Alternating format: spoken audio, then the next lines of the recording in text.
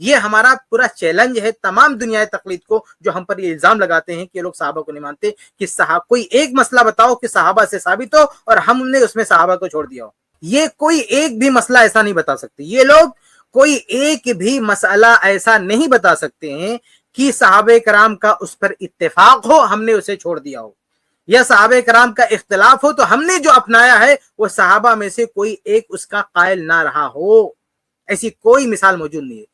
اس کے برخلاف یہ جو تقلیدی دنیا ہے، یہ تقلیدی دنیا صرف ایک کی بات نہیں کر رہا ہوں، چاروں کی بات کر رہا ہوں، چاہے وہ حنفی ہوں، چاہے وہ مالکی ہوں، چاہے وہ شافعی ہوں، چاہے وہ حنبلی ہوں، ان چاروں کے یہاں دسیوں مسائل ایسے ہیں، ایک دو نہیں، درجنوں مسائل ایسے ہیں جو قرآن و حدیث کو خلاف ہیں، صحابہ کرام کے بھی خلاف ہیں، لیکن اس کو یہ گلے لگائے پھرتے ہیں، اس سے یہ چمٹے ہوئے ہیں. میں نے ایسی کچھ مثالیں اپنی طلاق والی کتاب میں پیش کی ہے کہ کس طرح سے قرآن و حدیث کی دلیل موجود ہے، صحابہ کرام کے اقوال موجود ہیں، ان کے فتاوی موجود ہے، لیکن یہ کسی اور ڈگر پہ جا رہے ہیں. یہ انہوں نے کوئی اور مسلک اپنایا ہوا ہے جو صحابی میں سے کسی سے بھی ثابت نہیں ہے. ایک مسئلہ میں اسٹریم میں بار بار ذکر کر چکا ہوں کہ یہ جو مرضیہ عورت ہے، دودھ پلانے والی عورت ہے، حاملہ عورت ہے، یہ اپنے روزے کا قضا کرے گی کہ نہیں کرے گی؟ صحابہ سے صرف ایک ہی فتویٰ ثابت ملتا ہے کہ وہ قضا نہیں کریں گے. بعد کے جو علماء ہیں ان میں بہت بڑی تعداد ایسی کہنے والے کہ نہیں کہ بعد میں قضا کریں گے. اس مسئلے میں ہم صحابہ کے ساتھ ہیں. یہ چاروں مسلک والے صحابہ کے ساتھ نہیں ہیں.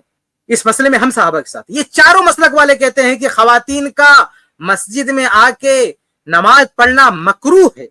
یہ چاروں مسلک والوں کا اتفاق ہے مکروہ ہے. ایک کتاب باقاعدہ کسی جو ہے لکھی گئی ہے کہ مذاہب ارباب کے جو مسائل جن کو جمع کیا گیا ہے اس میں یہ بات لکھی گئی ہے کہ چاروں مسلک کا اتفاق ہے کہ مسجد میں خواتین کا آ کے نماز پڑھنا مکروہ ہے.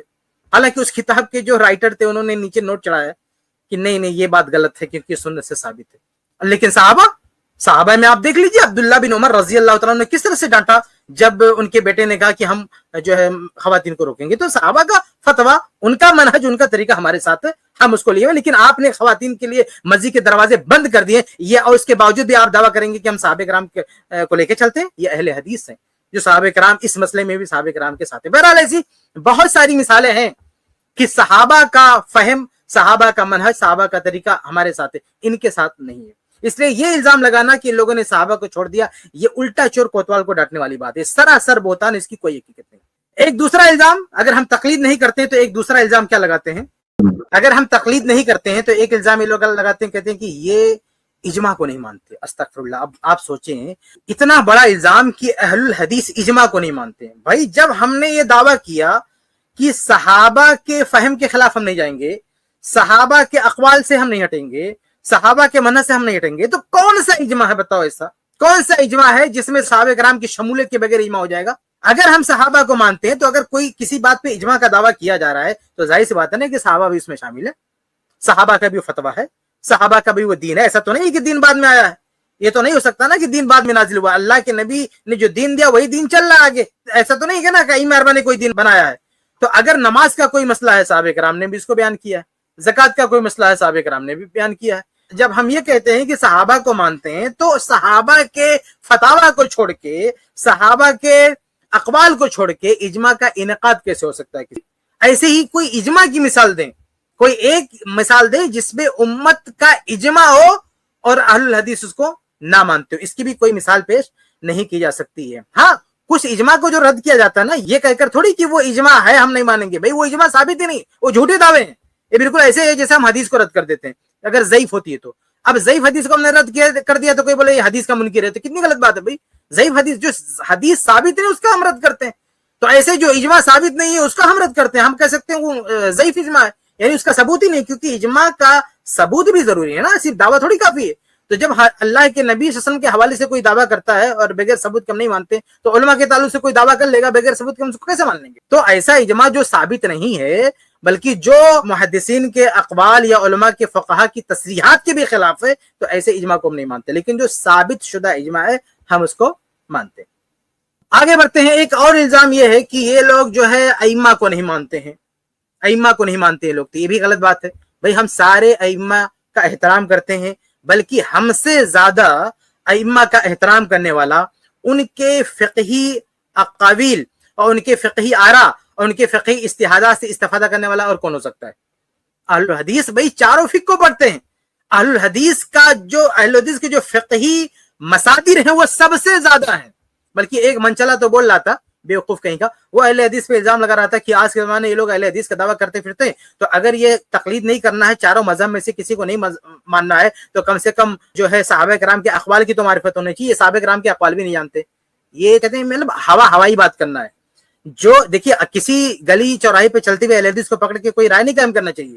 جو اہل الحدیث کے معتبر علماء ہیں, جو ماہرین ہیں, جو بڑے بڑے علماء ہیں, آپ ان کی کتابیں کھول کے دیکھو, ان کے فقہی معاملات میں ان کے مراجع کہاں سے آئیں گے, ان کی فقہ کا مصدر کیا ہے, آپ کو اس میں حوالے ملیں گے مصنف عبد الرزاق کے, آپ کو اس میں حوالے ملیں گے مصنف ابن ابی شیبہ کے, آپ کو اس میں حوالے ملیں گے المحلل ابن حزم کی, آپ کو اس میں حوالے ملیں گے سنن سعید بن منصور کی. یہ وہ کتابیں ہیں جو سلف کے فقہی آراء جس میں قلم بند کیے گئے ہیں, سلف کے اقوال قلم بند کیے گئے, صحابہ کرام کے اقوال ہیں. اہل الحدیث کا یہ مصدر ہے, اہل الحدیث کا یہ مرجع ہے. تو اہل الحدیث کا کوئی مفتی ہے, اہل الحدیث کا کوئی بڑا عالم ہے, وہ ان کتابوں سے استفادہ کرتا ہے.